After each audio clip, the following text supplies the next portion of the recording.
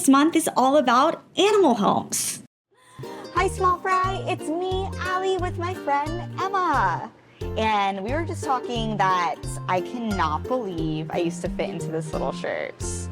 And sometimes you outgrow things because look how big I am now, and this would never fit me now, would it? Like, it's so little. So we were saying, just like I grow out of things and you grow out of things, our sea creatures can also grow out of things. Yeah. And we're here right now with hermit crabs. Yeah, we've got a few different kinds of hermit crabs in here. Some wide-hand hermit crabs, some Pacific red hermit crabs, and they grow out of their shells. Just like we can grow out of our clothes. Yeah. And their shells are kind of like their homes, right? Yeah, they'll use them to protect themselves. If they need to, they'll move further into their shell.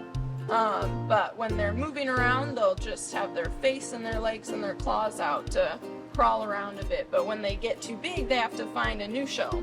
So how do they go about finding shells, and where do the shells come from? Yeah, so these guys, in here we try to keep just some empty shells close by. Out in the ocean, it might take them a little bit longer. But these guys try to look for empty shells that were made a lot of times by snails. We've got our hairy triton snails in here, and those are the animals that are actually making the shells, actually building them. So the hermit crabs are just kind of using the empty shells that the snails made. Wow.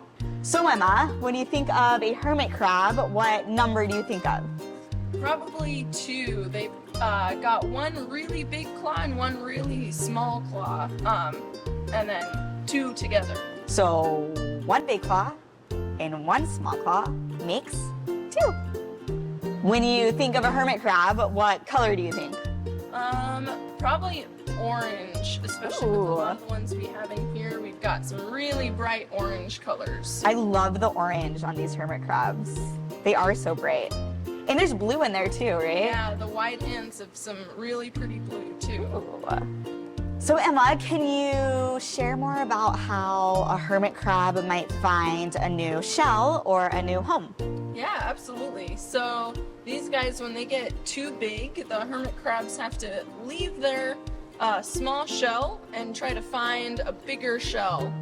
So they'll have to physically come out of that shell. They're a little bit vulnerable and unprotected, so they've got to move pretty fast, but it can take a couple tries to find that next perfect shell. Have you ever heard this story of Goldilocks and the 3 bears? Yes!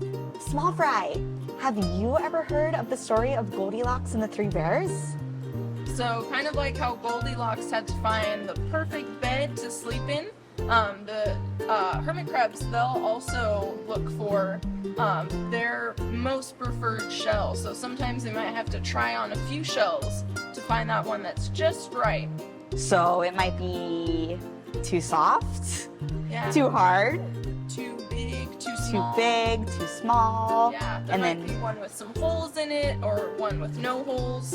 And they're looking for the one that's just right. Exactly. Wow, so they have to move from one place to another. Yeah, exactly. And they might be a little bit nervous when they're doing that. Yeah. Huh. Let's talk to the small fries about that. Yeah.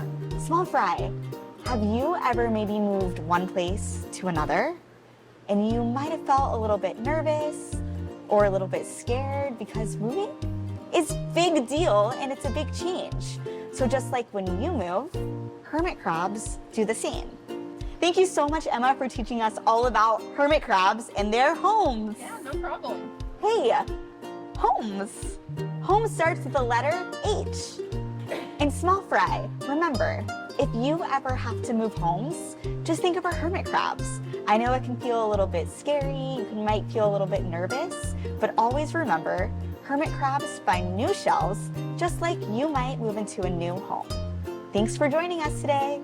Bye. Thanks for swimming by Small Fry School!